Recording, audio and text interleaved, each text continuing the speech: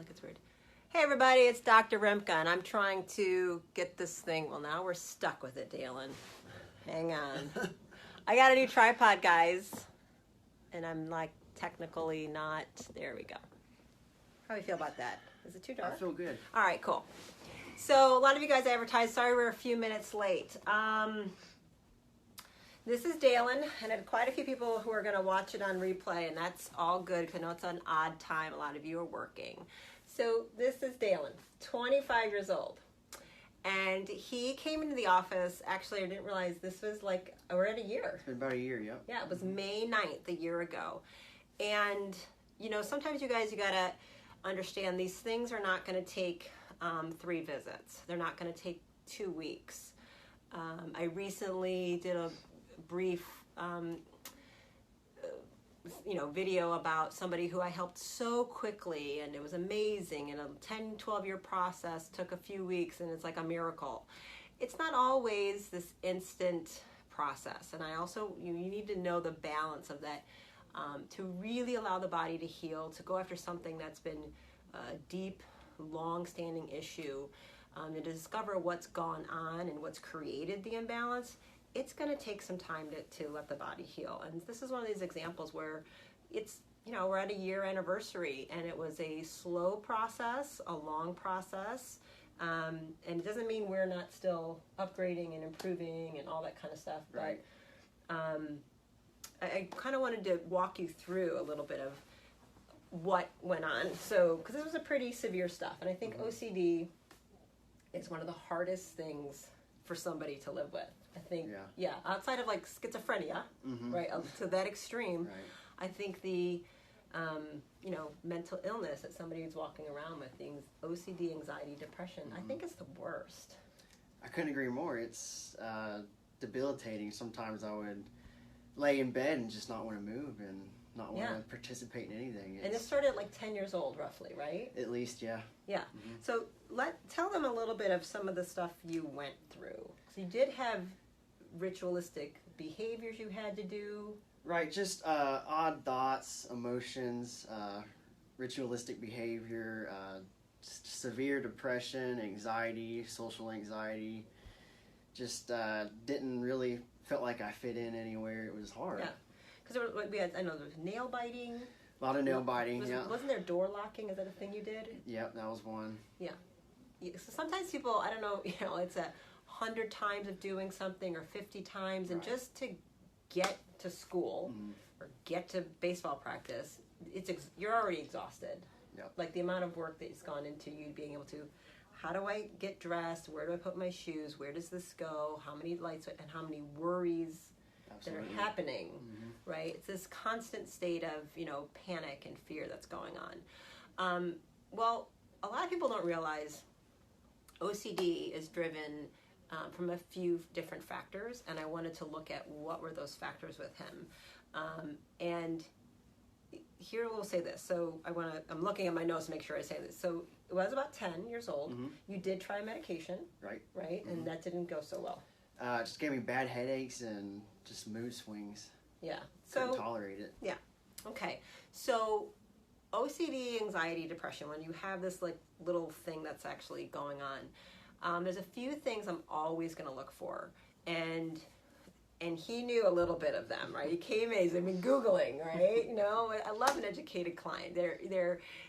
It's a good and a bad thing that happened. Yeah. Yours was on the good part, because a lot of people can take that research, especially if there's some obsessive compulsive behaviors, and really go down a horrible rabbit hole. Right.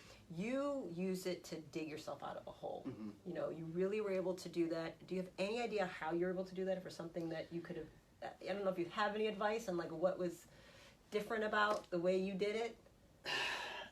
I was my nature is I'm just stubborn, and I love to research stuff and just didn't want to give up. And so here's the thing, I don't think it's just research. You actually did stuff. I did. I tried a lot of stuff. He said, look, he tried the medication, didn't work, and what did he do? He made a huge change in his diet. Right. So I started eating all organic, try to avoid all the sugars as much as possible, the processed foods. Yeah. It made a huge difference. Huge. You were kind of like paleo, clean eating. Yep. Started doing a lot of exercise that was your body weight, functional movement, right? Yep. So he was using resources to deal and try to manage his stress and anxiety and bring in a lot of high quality nutrients that were affecting his psychology. And there was a huge improvement, Absolutely. right? Yep. And he always said, I'd love for you to tell it, because if I could get, more parents with their kids that are 10, 11, 12, and they're still just taking them to McDonald's and giving them Skittles and can't figure out why we can't get rid of the anxiety and depression and just keep sprinkling Prozac and everything else on it, where, again, it didn't take away everything, because we ran a bunch of labs and we discovered, whoa, diet alone by no means was going to eliminate what was going on with you, okay? But this is why there are so many miracle stories of people switching to an anti-inflammatory, high, fat, high nutrient rich, and where they could make the neurotransmitters and it could resolve itself. So it's definitely not a cure-all, but I can't stress enough how important eating clean is. Right. But see, for you, eating clean became a little sticky point, though. It did. Yeah. So we got a little OCD. It did. A little debilitation, around the stickiness of eating clean. Yeah. And so we had to be eventually which made sense, because his chemistry showed me that. So what do I look for when somebody comes in with OCD and is dealing with that? Again, which I think is the hardest thing for somebody to go through. I've lived with family members I think it's hard for the family members to experience. It's a painful thing, because you're watching somebody you love be in pain, trapped by this, and it's like a phobia. I was allergic to cockroaches. There's no rational thinking. I can't stop myself from screaming. You know what I mean? Right? It's like you can't stop yourself from it, right? So it's driven by a few things that I always want to look at. So there is a gene code that's, you got to look at, do they have the genes for OCD, anxiety, depression, and how those, they sit together, and how you want to turn them off. And I think you have that, and you were able to turn it all off a lot through the diet, right? By taking preservatives and chemicals and unnatural fats and toxins that were inflaming the gene code. So we had one way. Then it does get hardwired as well into the brain networks, and we saw that with him too, right? There's also the concept of, people talk about methylation, and we hear that. So when somebody, and this is a huge OCD issue, and it's why some people you can resolve really quickly. Methylation is well, do you want to explain it? Because you know a lot about it. I'll let you, and I'll follow your lead. Okay, if you want to add to it. So a methyl group is a CH3 or a CH4, so a carbon attached with 3 or 4 hydrogens. It's the simplest little organic compound. We take those methyl groups and we attach them to things all over our body. It's a fundamental process that's critical to everything. It's how we're turning off DNA throughout the body and turning it on. So typically you have a whole bunch of methyl groups covering DNA all over the place to tell it to stay inactive. That's a huge thing. B vitamins, as people are hear about this, they can't be active until you add a methyl group onto them. So you can take a ton of them or eat them, but if you can never methylate it, they're worthless. You can't detox estrogen. The body really is about, let's say, detox. It's recycling. The body recycles constantly. That's really what people think. We're always making a bunch of new. No, we just keep using. We're really environmentally conscious. We recycle. And it does that a lot through methylation. So my estrogen, my testosterone, and yours, we have to add methyl groups to recycle them back over and over again to kind of detox. And people hear that word, can't detox real well. So it's a big part of detoxification. So people are running gene code tests all over the place. Did you come to me with genes? I don't remember. I did not. You didn't have that. Okay. Which is fine, which is great, because actually people come in with the 23andMe thing, and I used to always ask for it. I used to do this years and years ago, thinking the human DNA potential probability was where it's at. If that's what it says, then that means, they have MTHFR, they have the COMP, they have the CBS. They are under methylating. They don't methylate a lot. But then I started seeing clinically that wasn't always the case. And I'm like, that didn't make any kind of sense. Now, I was 99.2% sure he was under methylating, just based on everything from my extensive intake and all the signs and symptoms and all the checklists. I'm like, but what did we do? We ran labs, okay? We did blood, bunch of them, urine, hair, hormones. I did a lot, and the difference here, he did everything I asked, right? They ran every lab. He has an amazing family support system, so they could do everything. It wasn't $20,000. It wasn't $5,000. It wasn't $3,000 actually, but we did need to know some things for sure. And there were some things that were revealed that I never would have known. So yes, he was not methylating. A big number around methylation for you guys to know. So normal histamine, blood histamine should be around 60. That's your you were 172, I think. Yeah, he's like, he knows the number. Oh, yeah. So like, oh, that's not good. Okay, so histamine is a neurotransmitter causing anxiety, causing depression, causing this OCD, mouse in the wheel kind of behavior all the time. But it's showing me more than that. It's showing me this whole process in his body isn't happening.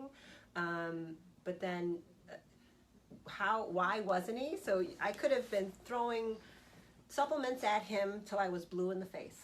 Yeah. And it wouldn't have worked because the cause, I needed to run another test to look at. I mean, again, I ran a lot to kind of see there's this, there's that, there's this, there's that, and how he processes things specifically.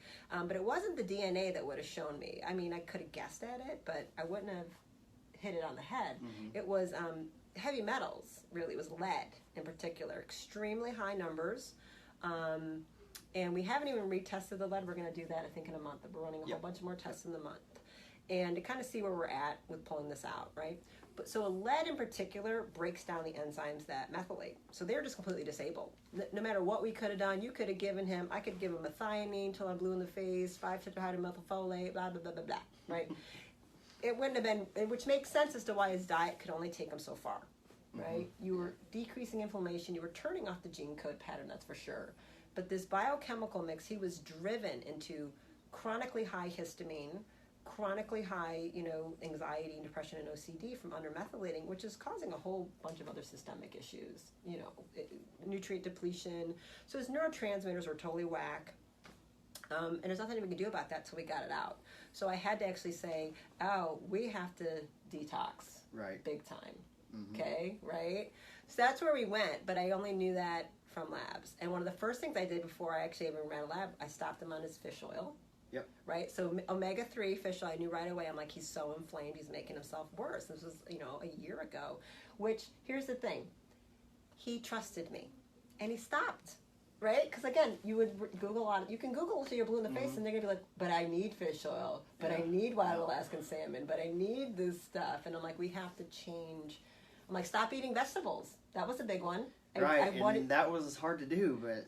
Yeah, so why did I do that? Because an undermethylator can't have a lot of folate. Folate is a highly powerful demethylating agent. So everybody was out there with their little spinach kale smoothies. If you're undermethylating and you try to put yourself on a juice fast or go vegan, ooh, it's a bad outcome for you. So I'm just like, I want to back off some of these things, even though they're healthy. They weren't healthy, for you at that time. Yeah, I was making myself worse. Yeah, I didn't know it. Thinking you're doing the right thing. So a lot of people are making these choices. Oh, I'm going to go vegetarian, or oh, I'm going to go on a juice cleanse, or I'm going to go raw for a week, and then they can't figure out why they are so horrifically feeling, right? An overmethylator, different story. They would do well on all that spinach and all that kale, all these high folate foods. I wanted him to eliminate the majority of his super high folate foods because it was making him worse, because he was stripping methylation, right? Yep. So that was a big one. We stopped omegas, we stopped a lot of vegetables, and then we started this whole sunlight thing. Yep. Yeah, again, craziness. Crazy ladies saying wear orange glasses, because he's getting an MBA, and I was like, you need to do it outside in the backyard. So you started working outside more. Staying outside longer, wearing blue light blocking glasses, just stuff I never heard of before. Right. And you did cold. You were doing the cold thermogenesis in the pool, right? Yep. Yeah, I was doing that.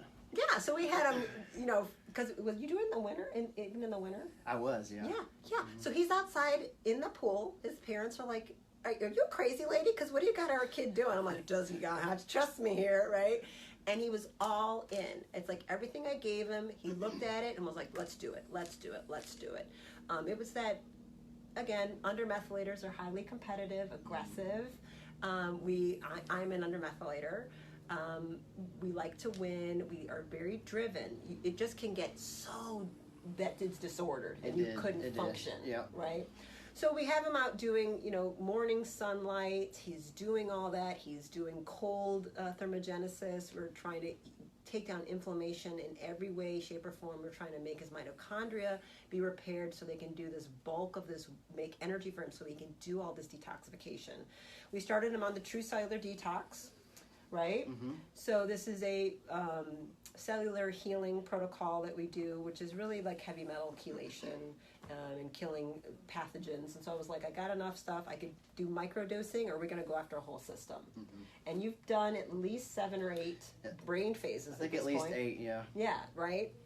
This didn't happen overnight, guys. This is 10 months or so of consistent supplementation. But is it really that hard to take the pills, take the things? No, it's not. Yeah. But here's the thing I want to point out. Did you feel worse sometimes? It got a lot worse before it got better. That's right. And notice I have a smile on my face. Yeah, I'm okay with that. See, sometimes, again, you had how many years of suffering at this point? Since I was 10 and 25 now, yeah. so. So you're looking at, he came in 13, 14 years of real suffering, affecting his social life, his family life, his dynamics with everything that was going on in his own view of himself. It's going to take more than a few weeks. It's going to take more than a few months to recover all of this, right? But once we get at the fundamental core of what it was, it's going to change you for everything, mm-hmm. right? All your risk factors for cardiovascular health, cancers, everything, it's completely different, mm-hmm. now. Right. And I'm like, when you're growing a whole new body and a whole new brain and mm-hmm. changing all of your neurotransmitter biochemistry, there's going to be some discomfort. You can't purge the levels of lead that he is purging, right? Yeah. Without there being some discomfort.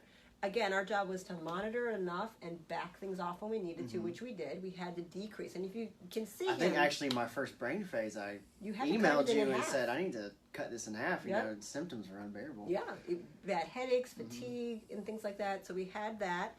Then you went through a dip as it's getting better and better, normalizing, where depression was really rough, yes. right? Yep. I mean, I don't know how much suicidal thinking there was, but there was some, like, scared to be alone, scared of my thoughts. There were a lot of times where I wish I was dead. That's how bad it got. Yeah. It's like, is there going to be light at the end of the tunnel? And I just kept saying, yes, there is, yes, there is, yes, there is. So he came in for neurofeedback. I did not allow him to do it.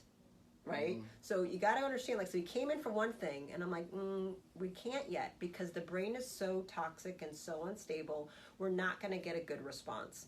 And I've been doing this long enough to know that. And I think a lot of people, when they're starting neurofeedback, new practitioners, or people who are excited and want to go get it, that's getting more popular, which is awesome. That's why you knew about it.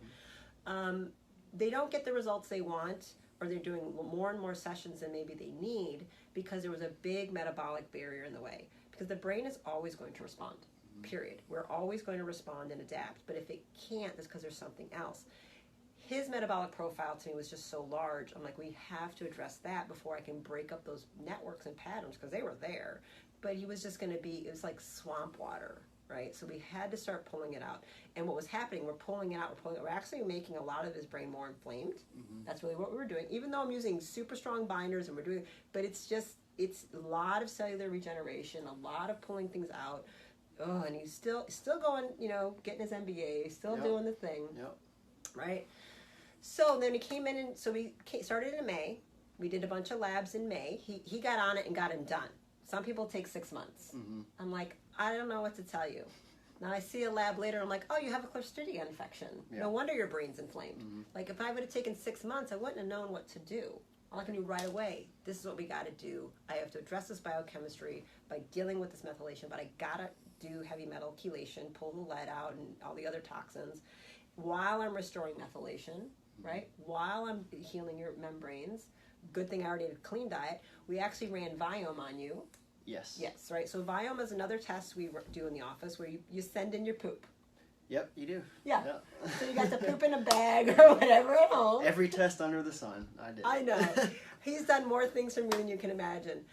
So you send in the poop, right? And what it's doing is looking at the bugs, right? Mm-hmm. And it tells you what you should be eating based on the bugs in your gut, because the bugs are more important than his DNA. It's why the 23andMe I don't care about as much anymore, right? So then it was like a lot of your favorite foods that you ate all the time, weren't really on your top right. food list anymore. Because like he'd been eating healthy foods, and they were, but just for his biochemistry and his gut biome at that time, he needed to change things up. And we actually went more carb. You know, we increased your carbs. We had to change some things based on what he needed, right? So talk about that, because I know you really loved that concept. Funny enough, my favorite food before the Viome was spinach, and you know that's folate king. Yeah. So my Viome, funny enough, said, you know, completely avoid it, which, okay. So then I just started to follow it, and the results have been amazing so far. It made me feel a lot better, increased my protein intake. It's been awesome. Yeah, and you've retested too, haven't you? Or haven't done it I'm yet? about to. Yeah. So then what you do, I use Viome, so I send in my poop too, and I find out what my top foods are, the best things I should be eating based on my bug flora, and then you retest, because it shouldn't stay the same, right? You want to explain why it shouldn't stay the same? Well, your gut microbiome changes season to season. It's not always going to be the same. He's hired, right? Yeah, it changes season to season. It should be, there should be pretty drastic changes in the diet based on the season, right? You know, you can come across strawberries and blueberries in the summer. You're not coming across them in January naturally, right? Except at Whole Foods, right? You know what I mean? So there's totally different bugs in all the different foods, and like different fat requirements, different proteins. So the bugs will change, and they're, again, controlling neurotransmitter productions. They are the ones who are methylating the vitamins, your B vitamins. They're the ones alerting your immune system to the viruses or pathogens that are coming in, right? They're keeping everything in check, and if you get the bugs on your side instead of stopping killing them all the time, you're going to be better off. And an easy way to do that is Viome testing it with food. You know what most people don't realize is the gut is your second brain. That's what they call it. Yeah. Communicates directly to each other. So I don't think you can address a brain issue without looking at the gut first. You can't. Which is why often, again, if we see a map that's super inflamed, yours was super inflamed, right. I'm like, I have to know why this brain is so inflamed. And it can be inflamed from mold illness, Lyme disease, heavy metal poisoning, or a gut infection. You know, I have to address those in relatively very different ways. I mean, there's certain products and certain things that I'm going to tell everybody, you better get on Restore. I love a redox signal. There's certain things that are going to be the same, but otherwise, if it was Clostridia or C. diff infection in your gut, I would have had a totally different thing I would have had to do to get things balanced, right? So we did that. What else did we do? You actually did my home. So because I wasn't doing neurofeedback in the office, I'm like, I know he needed some neurological calming as we were detoxing. So we did go ahead and rent the ILS unit, which he didn't. So it's integrated listening systems. It's a home unit we rent to people. But the main purpose we used for him was vagal stimulation. So it has bone conduction through here. So I was doing the vagus nerve, is the cranial nerve, and it goes and innervates all of your organ systems. And it is your main parasympathetic or rest and digest, nerve system, versus he was always in sympathetic fight or flight. And it just was hardwired in him, and it was chemically being driven.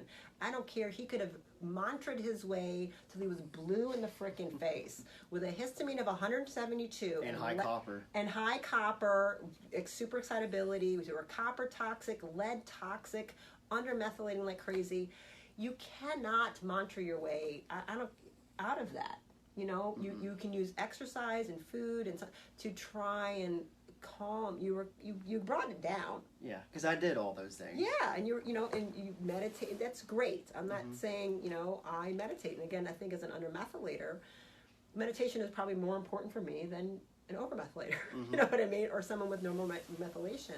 We have to practice these things a little bit more, because we're just going to be a little bit leaning on the edge. And so you just need to, when you know your biochemistry and your genetic predisposition and where you are, you can align your life to that. That was my whole point with him. It's like, you need to know who you really are, so you can eat a certain way for the rest of your life. In general, he's going to need high methionine, which is a methyl group, which is animal protein, right? Forever. Now, You'll test biome. You can periodically check the histamine. We'll talk about that. Like, yeah, a yearly check for you. Like somebody with a thyroid disorder has you need to check it all the time. Watch where it is, and we're just bringing it down and bringing it down. And once we get it normal, again, we run in July. I'll be curious to see where we are with everything. Right.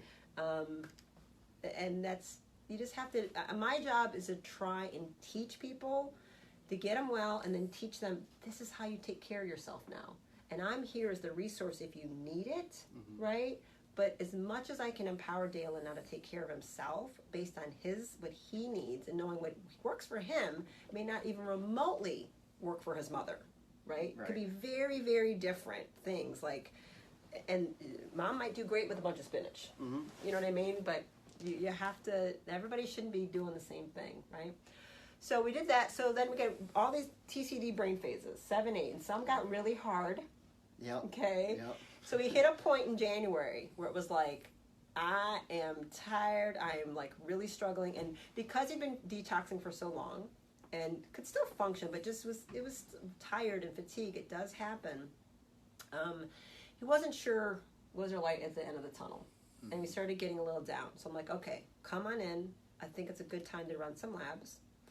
And let's do another map and see if you're ready, if the brain is ready to receive neurofeedback, right? And so that could have worked really well, you know, or bad for me. I didn't know what was going to happen. Right.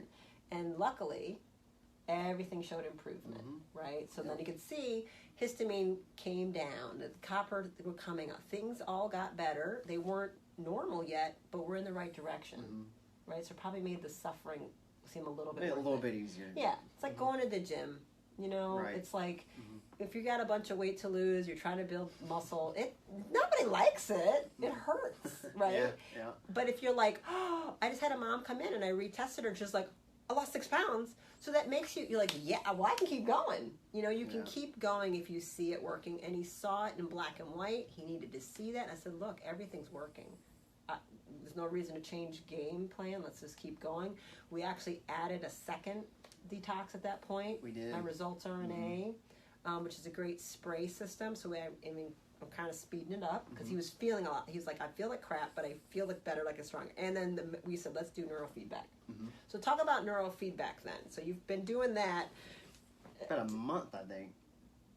Almost a month. Of neurofeedback? Yeah. You've been doing more than that. How many sessions? I'm going to look it up, actually. I think I was like 30 sessions. Was that it? Oh my God, you've only done 26 sessions. Yeah, 26, yep. Okay, that's kind of crazy. I didn't even realize that. Yeah. Okay, you guys, that's actually, you have no idea how fast that is. And I think it's simply because I got you ready enough. Right. Okay, he had to wait a long time. And I know that's hard to be like, I'm not taking you yet. Like, I'm going to take you there. I got a plan. You know, some people I'm like, get in tomorrow. Other people I'm like, we got to do other stuff first. Okay. Oh my God, like 26 sessions. We'll talk about it because we work him really hard. He does the most boring training on earth. The first few sessions are, man, I was like, is this going to be worth it? It was tiring. You know, it made me just tired as crap and feel worse actually a couple times. But just you got to stick through it. It's CrossFit for the brain. It is. And we have to gauge, like, we don't push it too hard. We're like, we're going to do something and we don't know how a brain is going to respond. Right. We really don't. And he's doing, again, a very hard type of training. We do several different systems here. So we're doing a 19-channel Eslaretta kind of thing. So we're looking at, he's got these patterns that we see very consistently with certain OCD people. We call it Charlie Brown because you do mostly the green Charlie Brown, dot. Yeah, Charlie Brown. Yep. He just looks at a head and makes a green light and blink. It's so boring. No Netflix for Daylon. He doesn't get to do any videos, anything. It's this super focused thing, and he watches his networks and he watches himself break it down. He show you the brain. Is it meters? You get to look at the brain. Yes. Yeah. So talk to them a little bit. If they've never seen it, like, what's it like? Like you said, it's an extreme focus, or at least my program was, and I liked it. You know, I'm competitive, so I'm trying to, get my levels normal, and so it's a competition for me. Yeah. I didn't really find it boring at all. Okay, good. I enjoyed it. Good. Undermethylator. Love it. Yeah. Highly successful. Here's the thing about undermethylation. Every surgeon is one. Every CEO is one. All pro athletes are undermethylating. His was tipped way too far. Yeah. You know, instead of it making him an asset, it was crippling you. Yep. But this is really an asset. Okay. It's once we get you normalized, it's like this is a very different way of being in the world, right? 20. I still kind of blown away at that. Crap. And so what we did recently, so he's had a few big break. Okay, and then let's talk about the other thing I added, the coffee. Okay. So, people always get a little shocked when I bring up coffee enemas. I was too. What I say to you when you mentioned it? I don't remember. I think I said a couple of bad words. Like what? Yeah. So I recommend often for huge detoxification support coffee enemas. I mean, you guys can Google that, or I probably have posts about it. But it is using special coffee and made in a special way, in a special pot, with a special thing, and you insert it into your butthole, and you hold it for 15, 20 minutes. And it's a liver cleanse. Yep. Yeah, it's a major liver detoxification. It increases glutathione. We've been doing tons of stuff to increase his glutathione because he's been crippled in making glutathione. So we love a coffee enema. Game changer. Once he started doing, he was like... Well, people don't realize when you're taking all these binders, okay, it catches all the bacteria, heavy metals, but where does it go? It goes to your liver to get metabolized. And that's where people start getting detox symptoms, hurts my reactions. Yep. So the coffee enema just flushes it out and speeds up the detox process. Yeah. So I probably should have recommended it sooner, but again, I have my own issues why I get hesitant to recommend because I have all the eyeball. You want me to do what? I mean, I've had men look at me, they're like, you're saying you want me to stick some coffee up there? So my wife is going to, they just look at me like, I can't believe I'm going to tell my wife is what you said. I'm like, I'm telling you, you're going to feel better. And I really have found, it seems like OCD, it helps faster than a lot of things I've seen. I can't explain it other than if it's just the detoxification issue. Well, another thing I researched is your liver, besides serotonin, makes and metabolizes neurotransmitters. And when you're doing that coffee enema, it cleans out the liver. So I think that's... Yeah. I get really good moods and just clarity of mind every time I do it. Yeah, I started doing it on my son a while ago. Yeah. He was going through a massive pyrrole disorder, and he looked that up, oxidative stress, from the mold toxicity in our home, and it was giving him crazy swings in his neurotransmitters. He was looking, pyrrole disorder, people look, mood swings look like bipolar. If you take the inflammation down, the symptoms can go away in 2 and 3 weeks. So some people are diagnosed with this. Yep. You didn't have pyrrole disorder symptoms, actually. Methylation was a bigger issue for you. Copper toxicity was a bigger issue. And it's like, I feel so good, And I'm like, I should be doing coffee enemas more, but it's a whole conveison, and I gotta explain we're putting this thing up your butt, and it works, people. It works, and Trust actually, I recommend however often you can do it. You know what he did it? How often do you do it? I do it daily. Every morning. It's a lifesaver. That's what I'm saying, and I wish I could get everybody to do it that way. I mean, so. Actually, I'm recommending it stronger to my bipolars, my schizophrenics. I'm like, we really got to get in today's polluted world. It's crazy. It's a requirement. Yeah, I think. I wish you should make it and bring it to me, and I could do it at home because I just don't do them enough as I want because I just got to make it, and I'm a mom, and blah blah blah. And he does this again. Part of Daylon's things, he did everything I said. He has a good family for support. He doesn't have to work right now financially to support himself. He is a student, and so I know for some of you, you're 45, you got 3 kids, an ex-husband, or like, how am I going to do this? We just stretch it out longer. I will work with you, and you can do these things slowly. I mean, and the coffee enemas are cheap, really. Yeah. The most, you buy a thing one time, the enema kit, and you just need a good coffee. And I'll put links in. I have a very good coffee. There's a couple that to me I have the cleanest coffee on earth that I sell and use myself, and that's the one you're using. But yeah, huge shift in his mood. I probably should have said to do it sooner, but it is what it is. He probably would have been like, I don't know about the whole coffee thing. I've had some moms look at me and go, so can you just come to my house and do it on the kids? No. I'm not doing your coffee enemas. You're going to have to watch some YouTubes. It's really easy, though. I've even talked my parents into doing it. So, yeah. Have they? They've done it once, but I'm working on it. So what did they feel? I know the parents said to have they could only hold it for a couple of minutes. And that's okay. Yeah. Sometimes I can only do 30 seconds and it's done. I'll have to do another one. My son, after 20 minutes, I'm like, dude, you get on the toilet. He's like, I'm going to go longer. Get on the toilet. You don't need it backing up that much stuff. You can... How I discovered those, they're huge for gallstones. Yep. So that's when I first was using, I had a active gallstone attack in the emergency room, all the whole thing. And I'm like, no surgery, take me home. And I did a huge Holter Clark cleanse with apple juice. You don't even want to know about that. And then with the coffee enemas, it's instant pain relief. Oh, yeah. And you feel it push them right out. You'll be surprised at what comes out of you. I know, right? Anyway, coffee enemas. So we did that, and I can't believe only 26 neurofeedback, though. And so this is where we're at. We said to him, he's doing so great. So you've kind of semi-moved out of your parents' house. Like, I mean, they still live with them. Yeah, it's back in, he's got a unique living situation, so he's able to... Got it the first time I felt good enough to get a job. Yep. My job has actually been invaluable to my health, too. Yep. Cryotherapy, red light therapy. Yep. So it's all stuff I recommended, and so now he gets to be in the Juve light, which I'm so jealous about. Like, I want one so bad. Alex even put a link where he works. Wellness Theory. Yeah. Check it out. Up in, is it Roswell or Alpharetta? Alpharetta. Alpharetta. See, I haven't gotten there yet because it's Alpharetta. But a lot of you guys are up there. And so they have cryotherapy, which you've seen me do videos, love it. So he's going in there and doing that. They have the Juve, the near-infrared light. I really want one so bad. His parents got a tiny one. Yeah. Y'all need to get me on the Christmas list. I'm just saying. Dr. Rimka. So you get to do all this supportive detoxification, photobiomodulation, light healing. He's doing everything, and you can have a job. Yeah. And I was like, so what's it like with the people? He's like, no, not at all. I'm good. Love he talks to people. He's not sitting in the back stocking at midnight. Yeah. Right? Yeah. It's really good. So those were huge breakthroughs. And the scuba trip hasn't happened yet, right? Next Saturday we're leaving. Okay, so this is the thing. This is going to be, and again, it's, as I say, a test. It's just a real life situation. Again, however he performs, we'll just respond and adapt.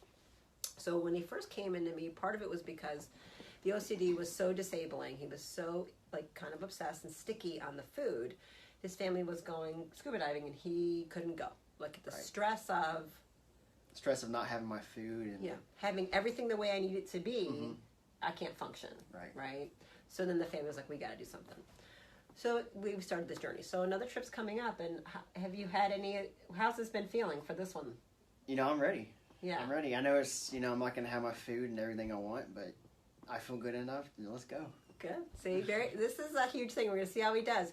And then another test was like, so Daylon, you're doing so great. We can start tapering you off and, go once a week or once every other week. What do you want to do? And he's like, I can come every other week. And inside, I'm exploding. And I told Jeff later, I'm like, oh my God, he wants to go every other week. He doesn't need us. He doesn't feel like I'm not safe without going. And what am I going to do? And that was huge. Yeah. And it's going to be said, hey, if things are too shaky, you come back. But we want to let his brain have time to regulate.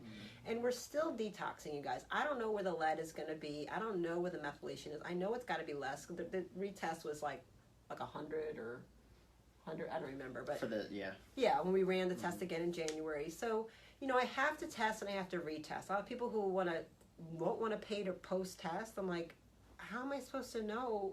I don't want to just go off your symptoms, right? Because he could be riding a histamine at 90. That's not really where I need it to be because he's more likely to get tipped over. Or what if we're feeling really good, but I haven't brought the lead down? Right. Which would be odd, but I'm just saying I need to figure out. Which means then he's being currently exposed by something that I haven't figured out. Right. That's the thinking that goes into this, and the thinking of how we used nutrition, changing the diet, looking at bugs in the gut, how we use light therapy, how we used, looking at the colon as a second lung and a second brain. It's absorbing things.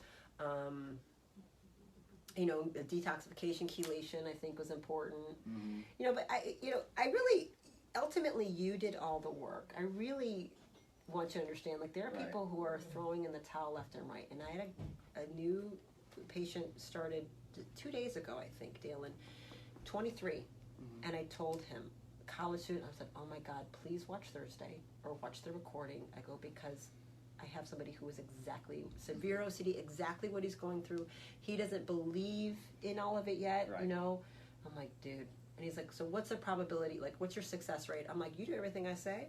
It's nothing but successful, period. And again, family's going to pay for all the labs. Things are coming in. You know, it's like, we're going to get better. I want you to see, here he is. This is you. You're going to get better. You got to find something that motivates you and stick with it. That was, for me, it was my parents. You know, I didn't want to let them down, and I didn't want them to bury their son. So I did everything I could to, because they've done a lot for me, and I feel like I owe them. Yeah. So that was my biggest motivation. I love him. It's so sweet. And again, and he's known that. I said this to him once, and he definitely reminds me of my own son. Right? Like, I'm watching my own son in similar chemistry, similar everything, and his was brought on by the mold, and it's like, oh, and I'm like, this is where he is. And I said to you, like, before, so I wish I would have gotten you at 10 or 12. Right? But then maybe I wouldn't have been able to help you. Maybe you wouldn't have listened to me. You know, maybe you wouldn't have been compliant. You know, I don't know. It's hard to watch a 12-year-old go through this. They don't, you know what I mean? They don't want to listen necessarily. And it's just so much distress. So, like, it is perfect that I was supposed to meet you now. Yeah. Not then. But I wish I could have taken away that time.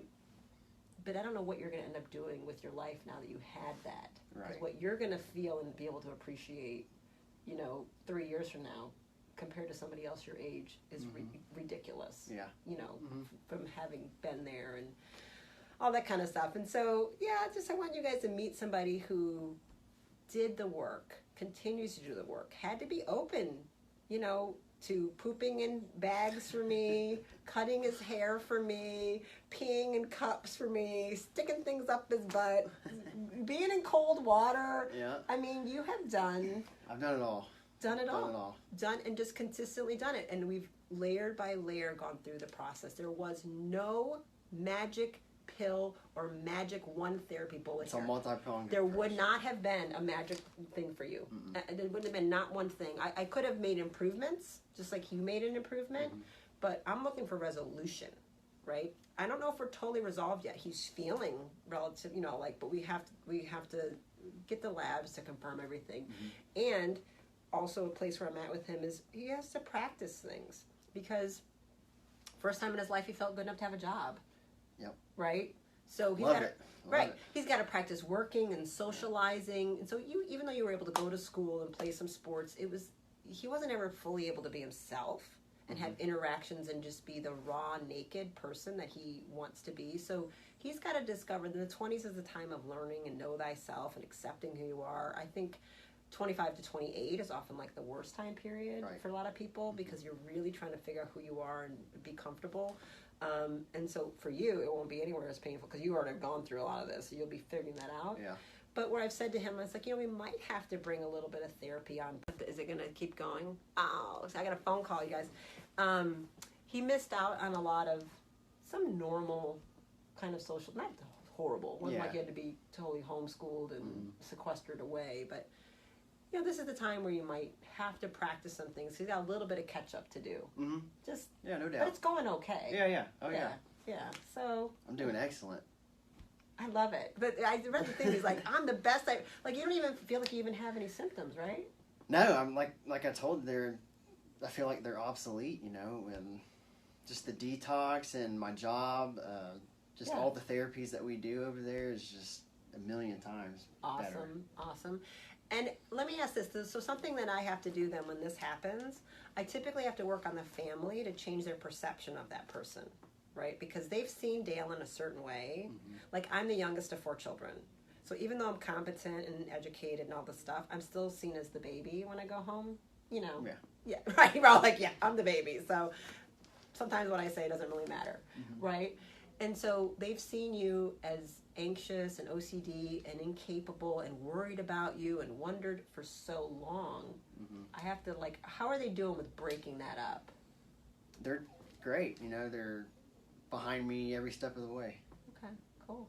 And then the MBA is going to be done like a year, right? Should be before the end of the year, Okay. hopefully. Right. Yeah. And so then are you going to like look for a job, corporate thingy, or start a business? Or I don't know. I'm super happy where I am now. Okay. Okay. We'll see. I mean, Okay. I just Good. live day by day. Awesome. Awesome. See, and I like that he's not even stressed about it. It's like, I don't know, I'm going to finish this thing, and I like the numbers, money thing, right? Isn't that what it is?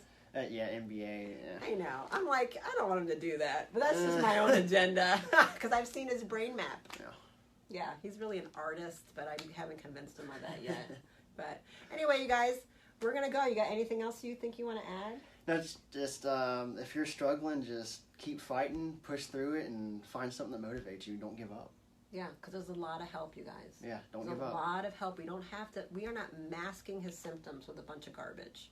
We are going to the bottom, and we're getting rid of it for life, right?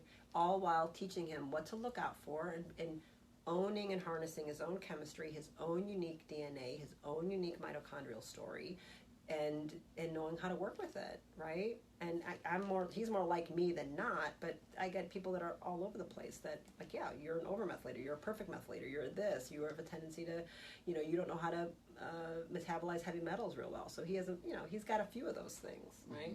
And he'll just, how to take care of himself, how he takes care of himself, how I take care of myself matter than a lot of other people. Right. A lot of people can get away with a whole bunch of stuff, and they're fine. Well, this is not our lot in life. Yeah. But that's okay, right? Keep you looking like this. I'm trying. All right, Daylon. Thank you so much. Thank you so much.